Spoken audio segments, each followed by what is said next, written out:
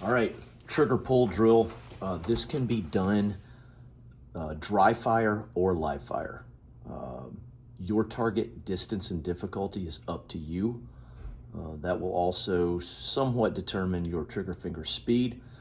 A couple things we want to make sure of before we start. If we're doing dry fire like we're doing here in this video, we want to make sure we're clear and safe. So always do a clear and safe check. All right. This should be done with two hands on the gun. I am demonstrating here with one hand so you guys can actually see the trigger. All right, so again, it can be done live fire or dry fire. In either case, you need a target. The goal of the drill is that our red dot does not come off target during the trigger pull. Okay, version number one.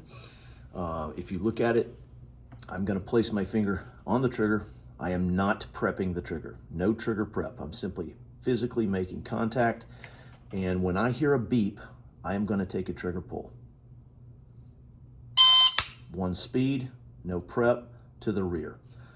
The goal is that I do not disturb my dot on the target that I have chosen during that. So let's look at version one again.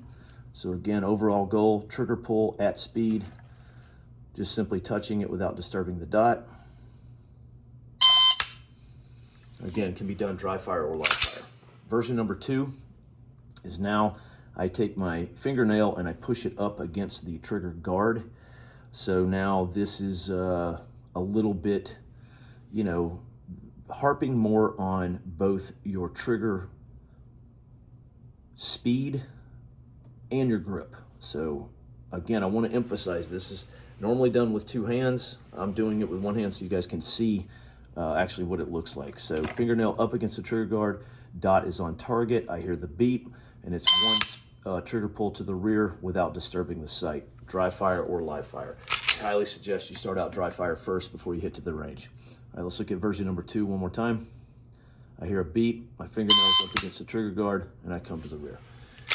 Third and final version, I've got long finger on the side, up on the frame. I'm gonna hear the beep, and I'm gonna bring it down into and take a trigger pull, into the trigger guard, take a trigger pull.